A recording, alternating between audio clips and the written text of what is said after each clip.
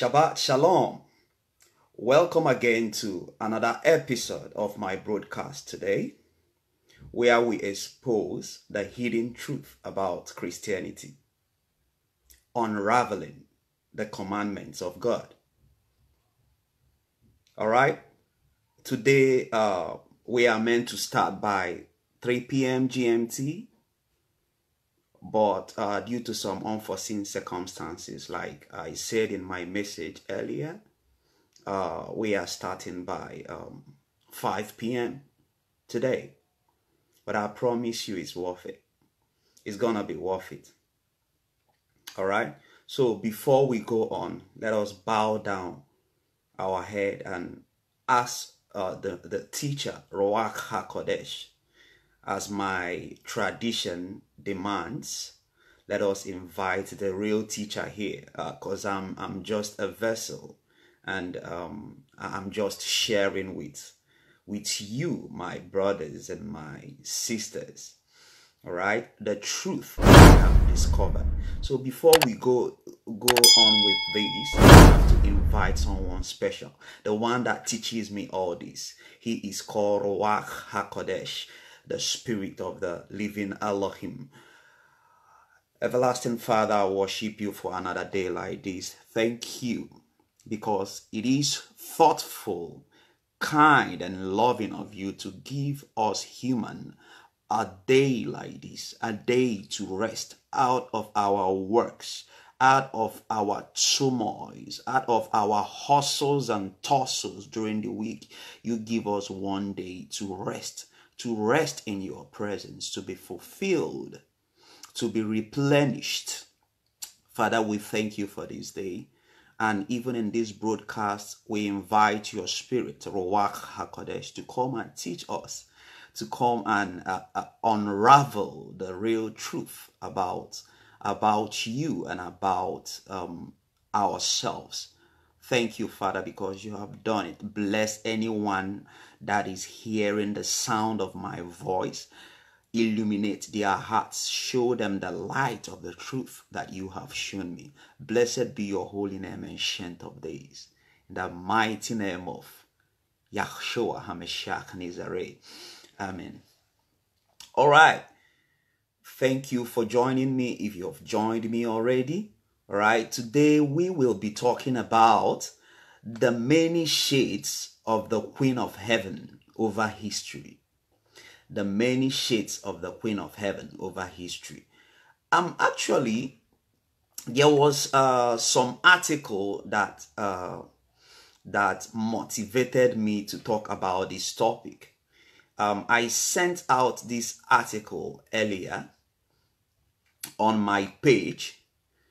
The article is this trending story about Hillary Clinton and Obama, sending out message to the terrorist attack in Sri Lanka. All right. Some people believe that prominent Democrats deliberately avoided using the word Christian when condemning the bombing of churches and hotels in Sri Lanka on Easter Sunday as part of a policy to undermine Christian faith in the US. All right. So people believe that some Democrats, when they were sending their condolence to the families of those that were killed, that were murdered while they were worshiping in churches. Some people believe that when Hillary Clinton and Obama was addressing these people, they removed the word Christian. They believe that they want to undermine Christian faith in the US by doing this. But actually, on the contrary, okay, I would say it's my opinion, but look deeper into it. What was the term they used instead of Christianity? They used the term Easter worshippers. These are English speaking people, well educated people. And they know quite well that those people are professed Christians worshiping in churches before they were murdered. All right? But they, instead of calling them Christians, they use the word Easter worshippers.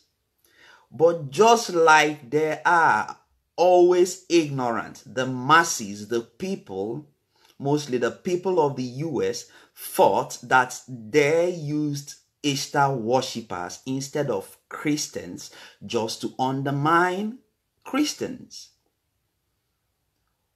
But I believe otherwise. All right? So these guys are trying to call Christians a name after what they are doing. Because in my other broadcast, I talked about Esther. I talked about the name Esther. And I told you guys that Esther is the name of a goddess, a very powerful, ancient goddess that have come with many shades and many names. That Esther has nothing to do with Christianity. That what has everything and anything to do with Christianity is Passover feast, which is when we remember the freedom of Israelites from the land of Egypt and the death of our Adonai, Mashiach, Yahshua. So that is Passover. That Esther is the celebration of a goddess of fertility, which represents, which they symbolize with egg and bunny. I made this very clear.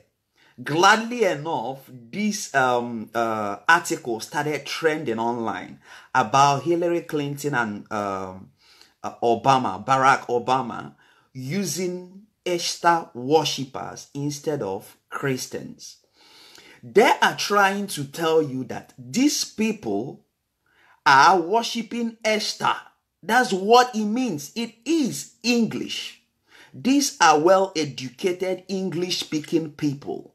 They call them Easter worshippers. Easter worshippers. It means that these are the worshippers of the goddess Esther. It is a simple sentence, a simple term, Esther worshippers. It does not mean that they are trying to undermine Christians. Yes, it might be undermining Christians, but they are trying to tell you what you are doing when you are celebrating Easter, that you are worshiping Esther. All right. So this is not what all I'm going to talk about today, because I have a load of things that I'm going to talk about today, which will make you understand these better. All right. That's why I come about this topic, the many shades of the Queen of Heaven in history. She has come in history with many shades.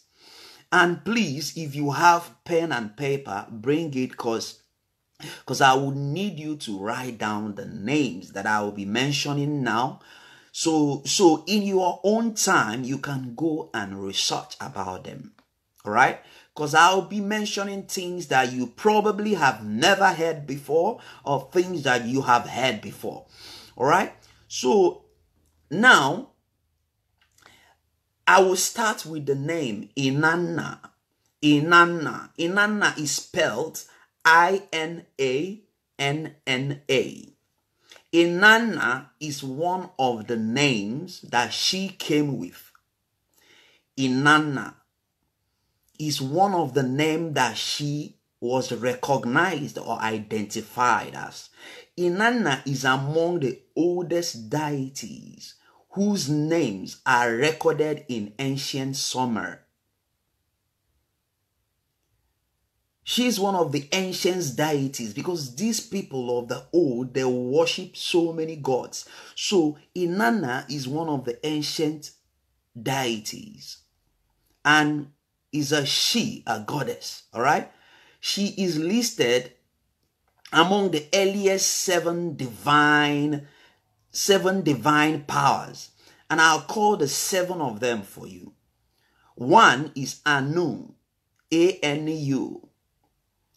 Two is Enlil, E-N-L-I-L. The second is Enki, E-N-K-I.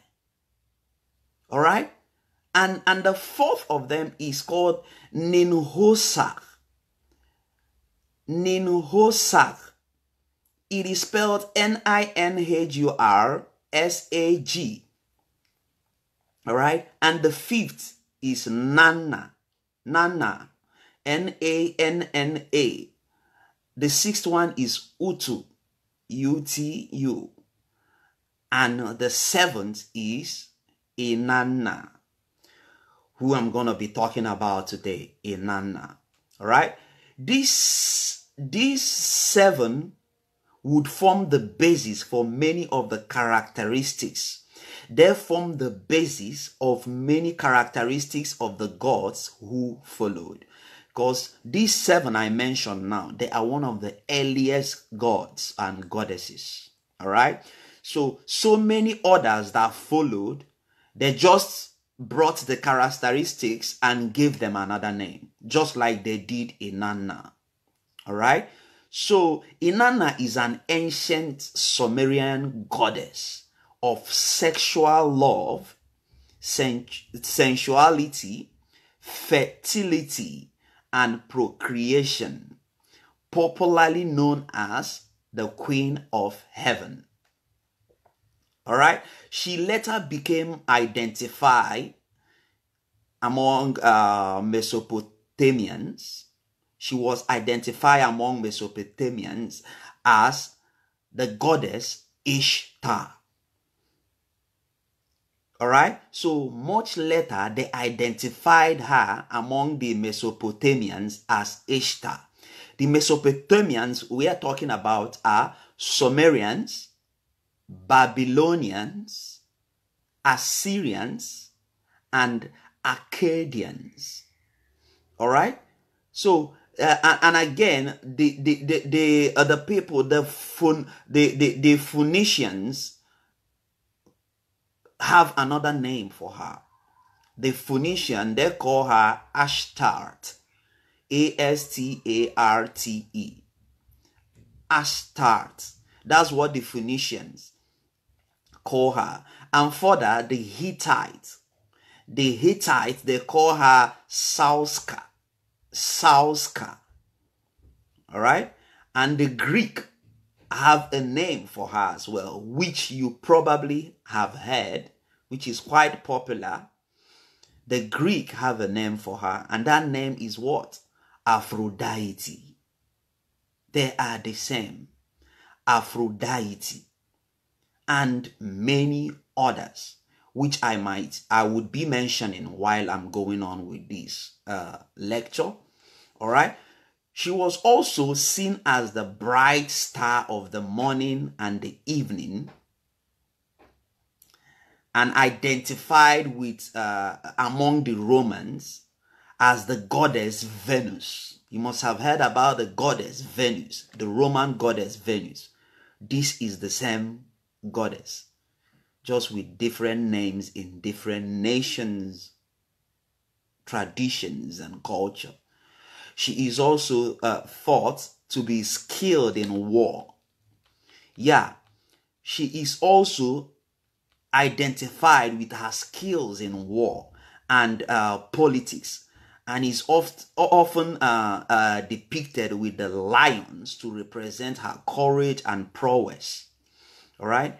Inanna was notably identified with Ishtar and rose in prominence from a local vegetative deity of the Sumerian people to the Queen of Heaven and the most popular goddess in all of Mesopotamia. All right? So, okay, let's now go over to Egypt. What did she appear in Egypt as? And one characteristics about her is, in whichever culture or nation she appears in, she is very popular. She gets very popular. All right? So, in Egypt, she appeared as the goddess Isis. Isis. I don't know if it is where these terrorists got their name, though their name is a short form of Islamic States or something like that, but it's the same spelling, Isis. So in Egypt, they have one of the most popular goddess in Egypt is called Isis. Isis is one of the most powerful deity in the Egyptian pantheon. Her name means throne. Throne, that's what Isis means. It means throne. And she's often depicted with the hieroglyphic sign of the throne, or a solar disc and cow's horn on her head. You see, that's where that cow's sign got popular. She's always been depicted with an image of a disc around her head. A disc around her head. Does this ring a bell? Does this ring a bell with the Catholic Mary? All right. Okay, let's go on. We've not gotten there yet. Her magical abilities are believed to be so. We are still talking about Isis. Her appearance as Isis. So the Egyptians believe that her magical abilities are believed to be so great they could heal the sick and bring back the dead. In her roles as a mother of the god Horus, because wherever you see her image, she is bearing a child in her hand. And that child is Horus. So in her role as a mother of the god Horus, Isis is viewed as a powerful protector and a role model for mothers. All right? So listen, two things about this Isis. This is the same goddess, Inanna, appeared in Egypt as Isis. Two things you should note about this Isis is that she has a disc around her head and carries a child, just like a feeding mother. All right, so let's go on. So another one is the one amongst the Norse. I don't know if you know about that. Okay, the Norse. Maybe you type it so you know the people that I'm talking about.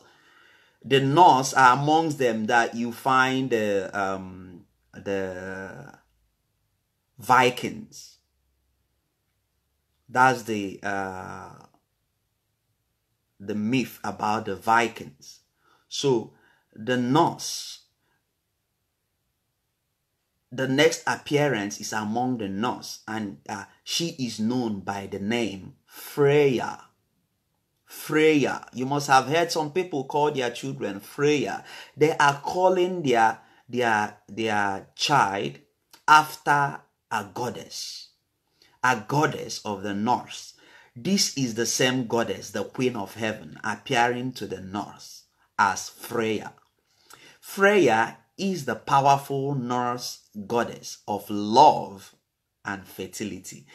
In any dispensation that she appears as the goddess of love, fertility, war, beauty, and procreation.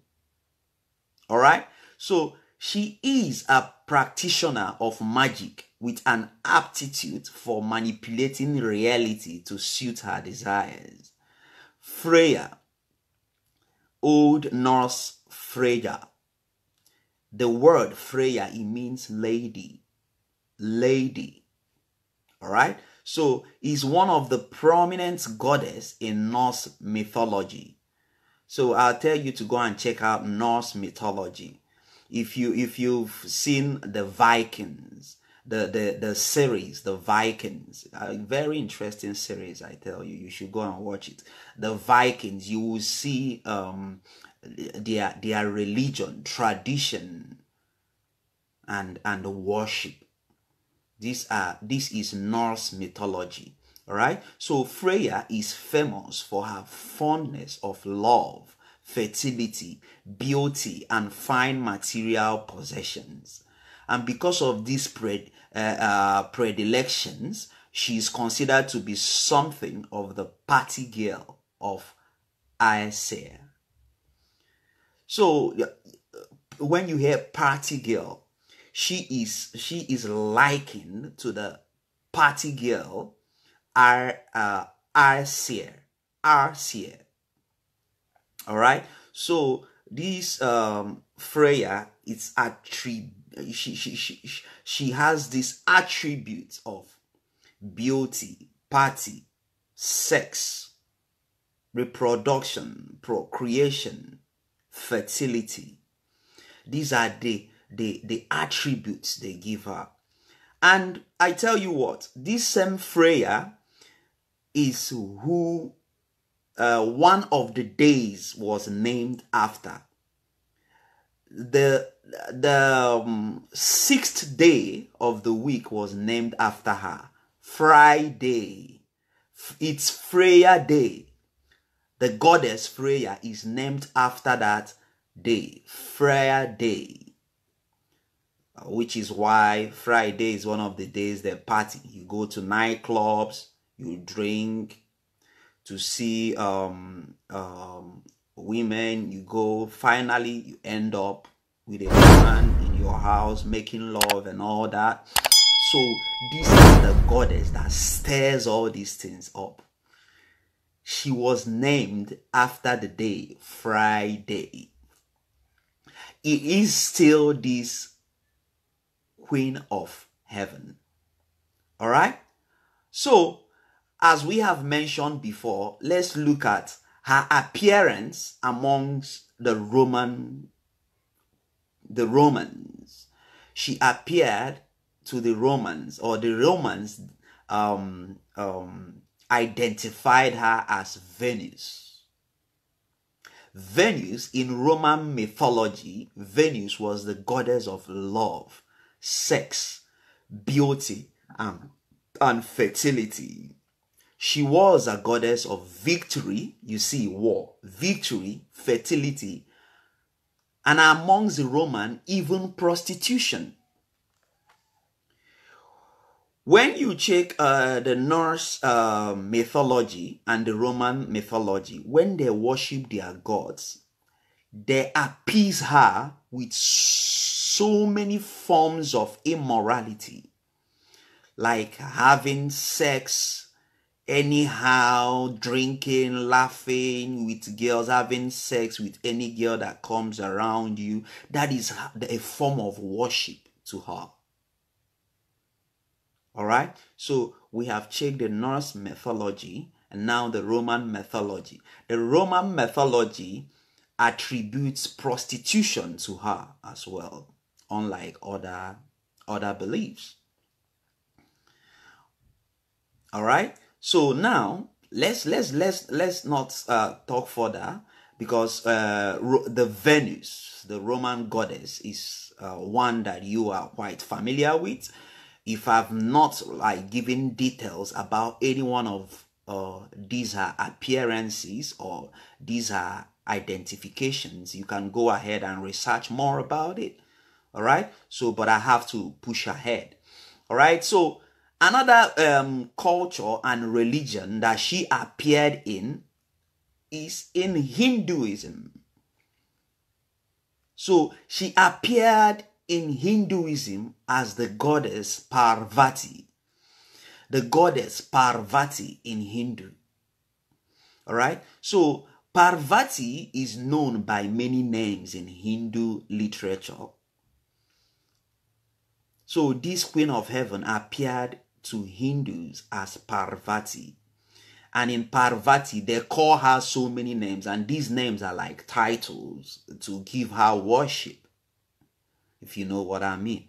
So these names are, which I will call out some of them. She is known as Ambika. Ambika in Hindu means dear mother. She is also known as Shakti, which means power. She's also called Mataji, Mataji, which means revered mother, as in a respected mother. They call her Maheshwari, Maheshwari.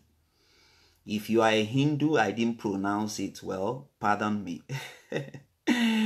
That's how I learned to pronounce it. So they call her Maheshwari in Hindu, which means great goddess. And they call her Durga, which is the invincible. They call her Bhairavi, which is the ferocious. If you are Hindu, you will be familiar with all these names I'm calling. And one of the most popular names they call her, which I've heard people answering that name or bearing that name, is Bhavani. Bhavani. Bhavani. And this Bhavani, it means fertility and birth.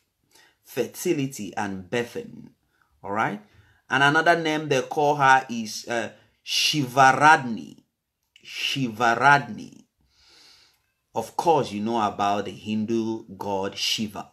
All right. So, and they believe she is Shiva's wife. So, Shivaradni, it means Queen of Shiva.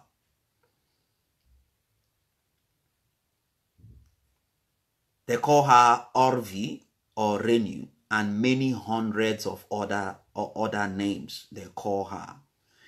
But I think the first name she appeared with in Hinduism is Parvati. Parvati. All right. So you can research about this as well. Parvati is also the goddess of love. You heard that? Goddess of love and devotion. Or Kamakshi. Love and devotion. Kamakshi. Or the goddess of fertility, abundance, and food or nourishment. Another name they know her for is Annapurna. Annapurna. So this is the Queen of Heaven as well. So this is her appearing among the Hindus. All right? This is her appearing among the Hindus. So, another question is, what about the Buddhists? Yes, she did appear in the religion Buddhism. She appeared in the religion Buddhism. All right, and she is known by Buddhists as Mazu. Mazu, M-A-Z-U. All right. So, okay, what do the Hindus think about him? All right. So Mazu, also known by several names and titles, is a Chinese sea goddess. She's a Chinese sea goddess. She is the deified form of the purported historical Lin Mo. Lin Mo or Lin Monian. So, like, there is story about her as Lin Mo or Lin Monian.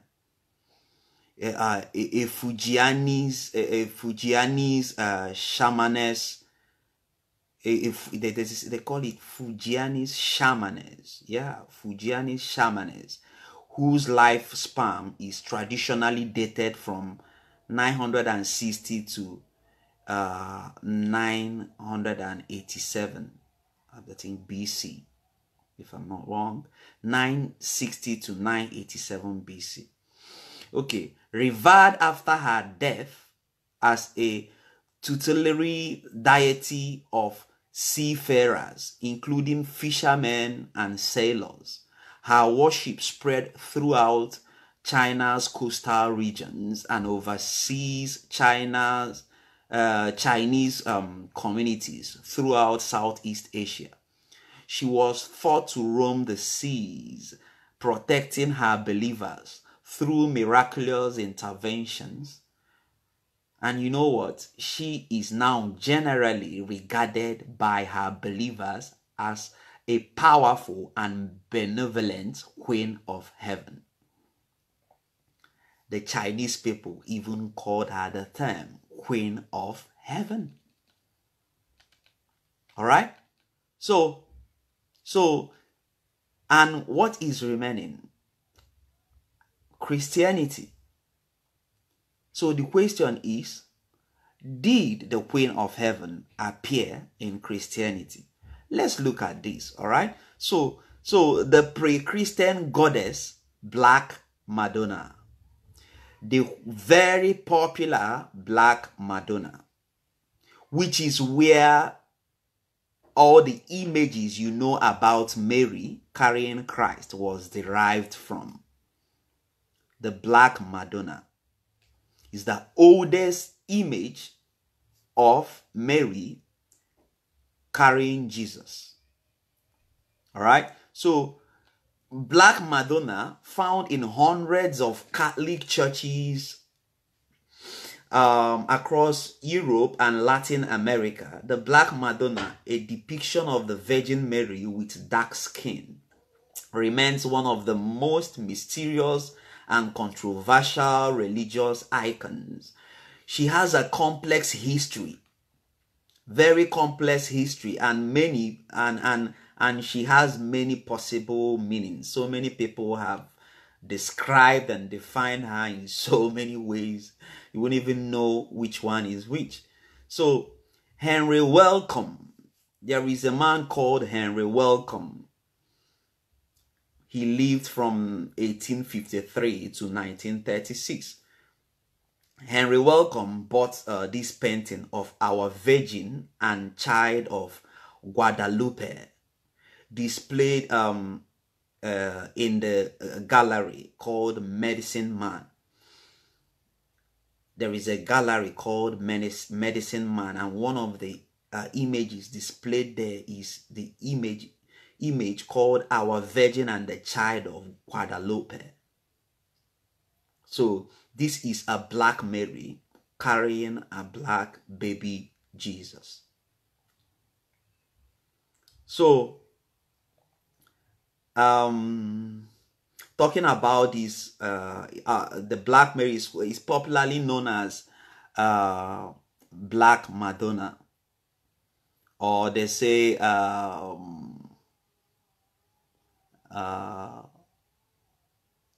Negro Madonna. So Black Madonna images dating mostly from the medieval period. This image dates from the medieval period, so you know how old this image is. All right, it appears in the form of paintings, sculptures carved out of woods and stones. All right, so and the oldest examples and the great majority of them are found in European countries. Right? They are often in the most venerated shrines dedicated to Virgin Mary, and they have attracted thousands of pilgrims for centuries. Thousands of pilgrims they have come to see this Black Madonna. So most of us are familiar with the depiction of the Virgin Mary as fair-skinned, blue-eyed, Blonde. And the first question crossing most of the tourists, or most of the people that went for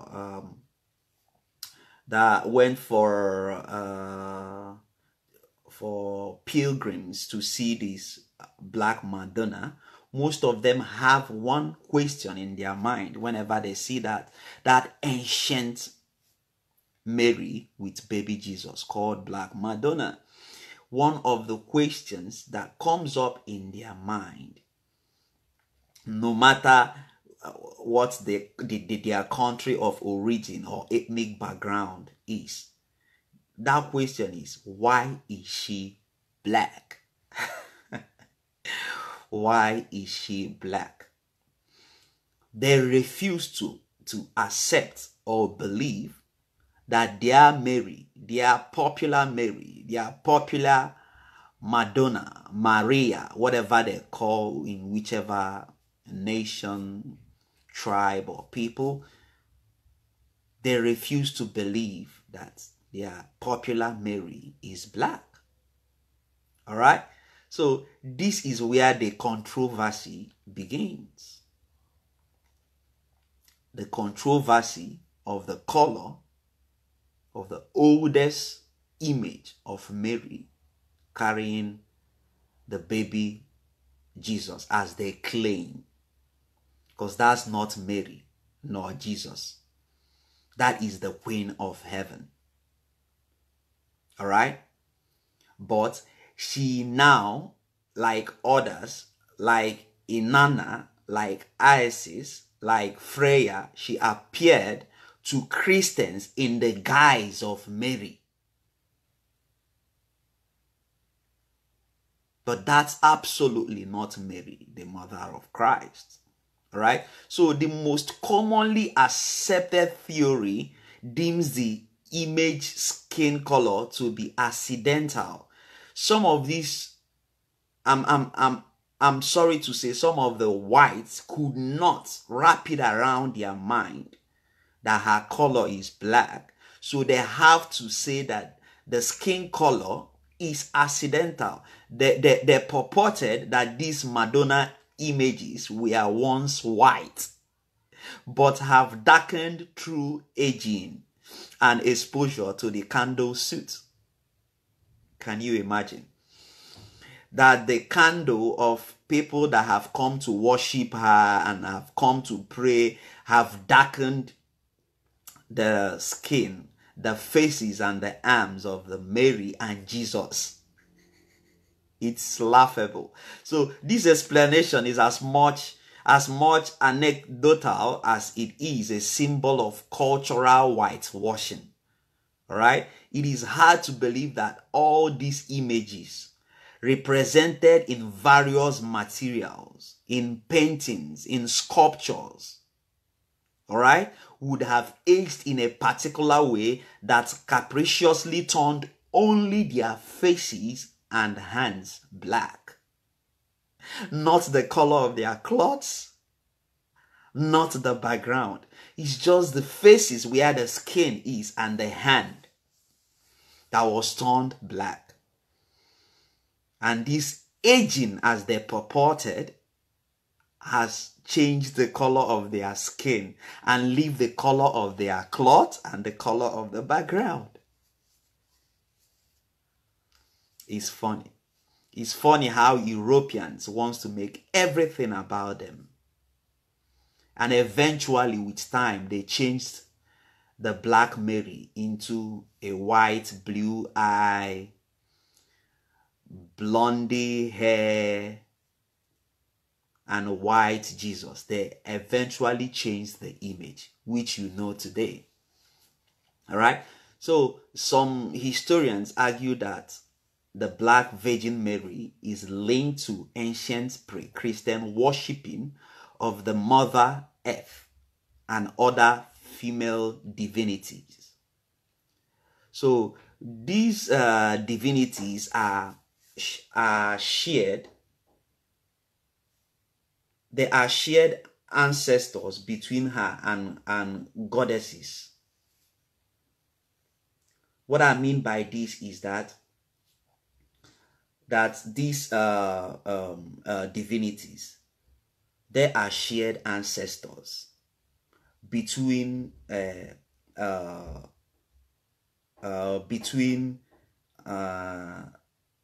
Queen of Heaven and goddesses such as Cybele, Artemis, Gaia, and Isis. Some of them, I would say most of them are often portrayed as black skinned. If you get to the most of their images, these goddesses that I have named, these mother goddesses, which are likened as Queen of Heaven, most of them like Cybele, Artemis, Gaia, and Isis, most of them are portrayed as black in their images, their ancient images, not the one that the white Europeans have modernized their color, changed it into white, because they want to make everything about them. All right. So in this case, black is not only a mystical color associated with the fertile earth, but also an expression of an ancient cultural memory that connects us back to our early history in Africa.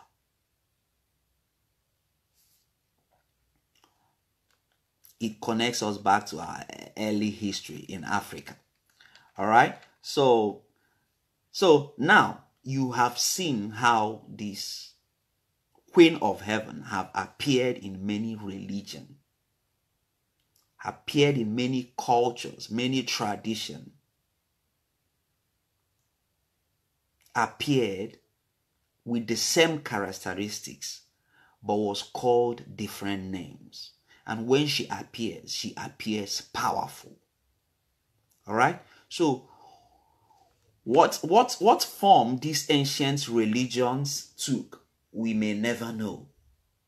All right. This is an area of much conflict and speculations. But what we can observe by looking at different religions centers on mother goddesses through the ages.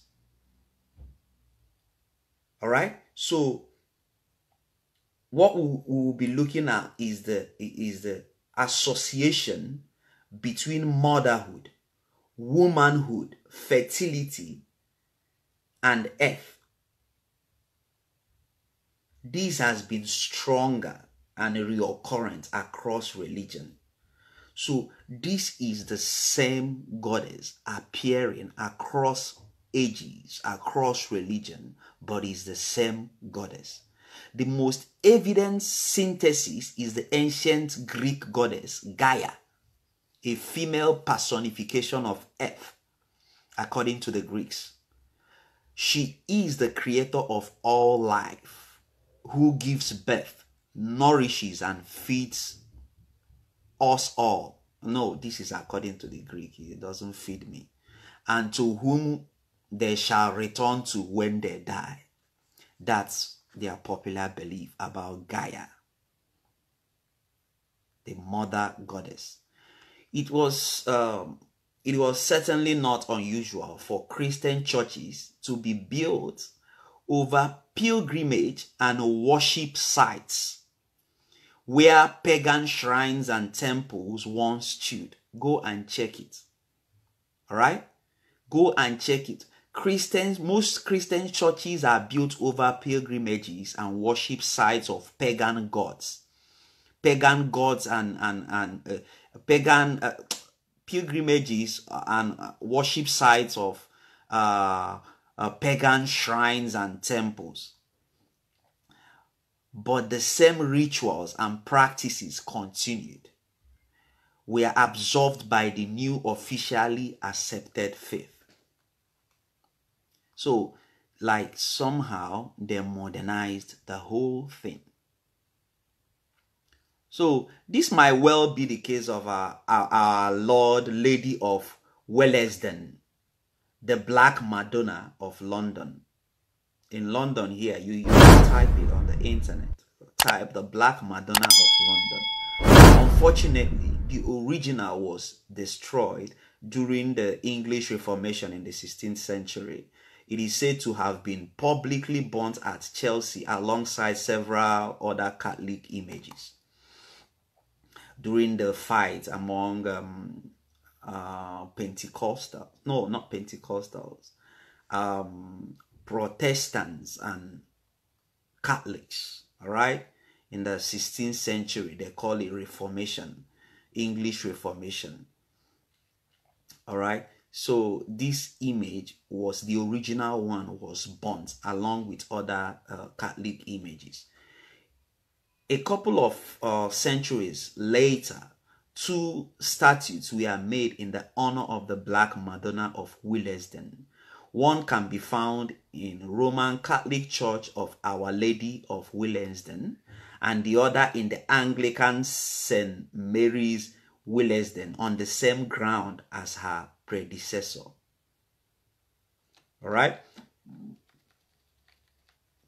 So both denomination that fought, the Catholic and the Anglican, both of them made an image of this Black Madonna. One, the Roman Catholic Church made their one at the Roman Catholic Church of Our Lady of Willesden, and Anglicans made their one in Anglican St. Mary's Willesden, on the same ground as the ancient one that was destroyed or burnt. All right. So the origins of the original Black Madonna of Willesden may be lost in history, but it is believed that that site has been a center of pilgrimage since Anglo-Saxon times, and that the water from the natural well, which still runs under the church, has holy and healing properties. They believe that the water that runs under the well in that site, it has holy and healing like properties. All right. So there have been images of Madonna and child. Mary seated in a chair with the child on her lap. Some of these images look very similar to the images that we know about some of the pagan goddesses at that time. All right. So Isis, for example, was seated in such a chair with the infant baby Horus on her lap in the same way.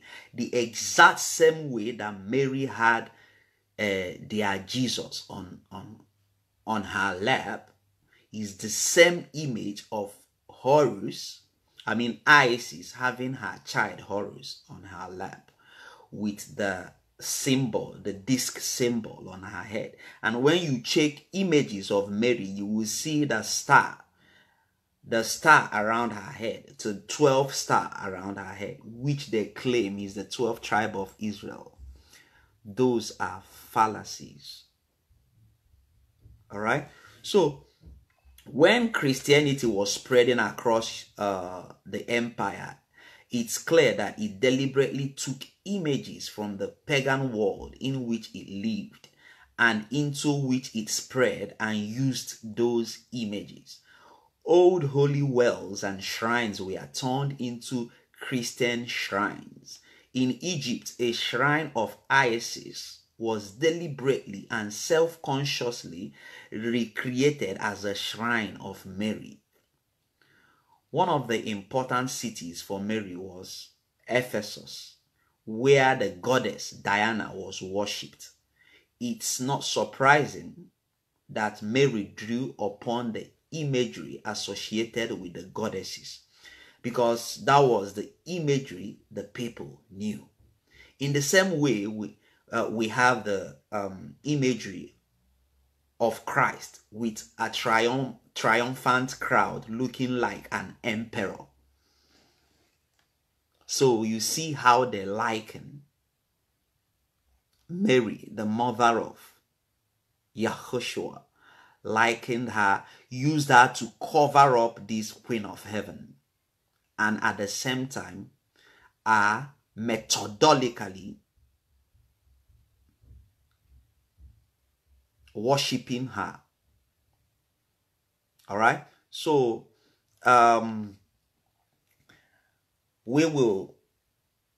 we should realize and identify the Queen of Heaven for who he is. I'm not saying this to bring down any religion. I'm not saying this to bring down the Roman Catholic Mary. All I am trying to do is to enlighten you so that you will see this goddess for who she is. If you would worship her, it's better you know who she is.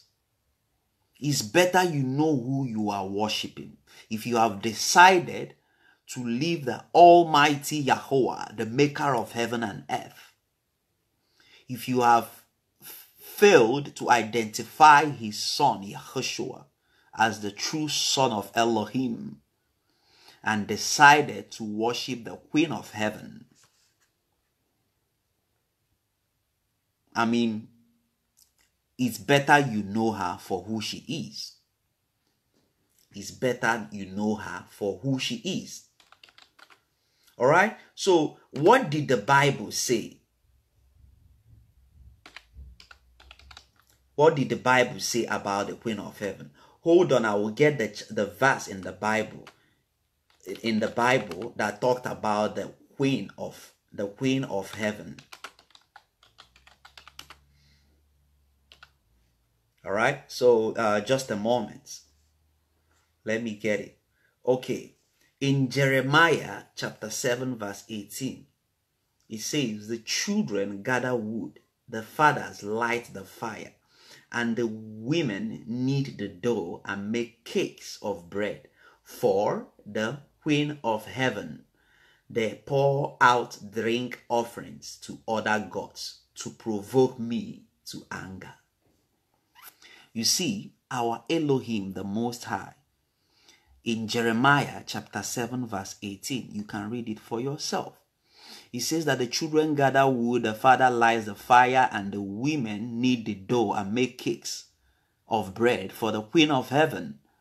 They pour out drink offerings to other gods to provoke him to anger. All right? So, the question is, why is Mary called the Queen of Heaven as well? You will notice that Mary is called the Queen of Heaven. All right? The Catholic faith states as a dogma that Mary is assumed into heaven and is with Jesus Christ, her divine son. Mary should be called Queen, not only because of her divine motherhood of Jesus Christ, but also because God has willed her to have an exceptional role in the work of eternal salvation. So the Catholic Church attributes her with the name Queen of Heaven. All right? So, and another place in the Bible we should read in the Bible is Revelation chapter 12 from verse 1 to 2. It says, and a great sign appeared in heaven, a woman clothed with the sun and the moon under her feet, and on her head a crown of 12 stars. And she was with child, and she cried out, being in labor and in pain to give birth. You see, many Roman Catholics believe that Mary has an exalted position in heaven. Though Roman Catholic theology has not declared that Mary is divine, they are slowly itching towards that position. So you see that they call Mary the Queen of Heaven. So when you are there claiming you are worshiping Mary, you are doing that, are you really honoring Mary, the mother of Christ, who is a mere human, though she gave birth to a divine being? Are you honoring her or worshiping the Queen of Heaven in disguise of Mary, the mother of Christ? So there are so many other places that the Bible warned us against this woman, the Queen of Heaven. So whoever we are, wherever we are, let us understand that this woman has appeared, this goddess has appeared in histories, in many ages, as so many names. She has appeared in Sumerian as Inanna, the goddess of Sumerian. She has appeared in Egypt as Isis. She has appeared among the Norse mythology as Freya. She has appeared amongst the Romans as Venus. She has appeared among the Hindus as goddess Parvati. She has appeared among the Buddhists as goddess Mazu. She has appeared among Christians as the Black Madonna, which has been refined as Mary, the mother of Christ. So I tell you that you desist from the worship of the goddess of heaven. If you say you are a believer of the Most High, you want to worship the Most High, and you reverence his son, Yahushua, you should desist from the worship of this goddess, the goddess of fertility, which Christians knowingly or unknowingly worship with eggs and bunny, which depicts fertility. This woman of heaven or queen of heaven is the goddess of fertility, beauty, love, procreation, prostitution, sex. So I'm doing this video so that you will know her for who she is. So that whenever, if you chose to worship her, yes, then you are worshiping what you know. But don't do this out of ignorance. Don't do this out of ignorance, out of the vice of honoring Mary, the mother of Christ. That's arrant rubbish. That is rubbish. It is not biblical. It is not scriptural. There is never a place that the Bible instructed us, that Yeshua ben Elohim instructed us to honor her mother.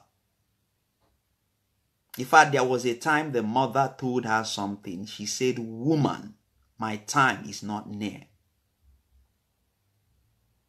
It is in the Bible. So there wasn't anywhere in the Bible that she was seen as divinity. So I don't understand why you people will accept the deceit. We accept the deceit that Mary has been exalted into heaven and should be called the Queen of Heaven. What about Joseph? Why isn't he honored? That's what you will ask yourself. So this is the devil deceiving you, making you worship an ancient goddess without knowing it. That's for the ignorant ones. All right? So I can go ahead and find so many places in the Bible where the Bible talked about the Queen of Heaven. All right? I can go ahead and find so many other places in the Bible where it talked about the Queen of Heaven, because I have read about it in so many places in the Bible. Just a moment. Give me a moment.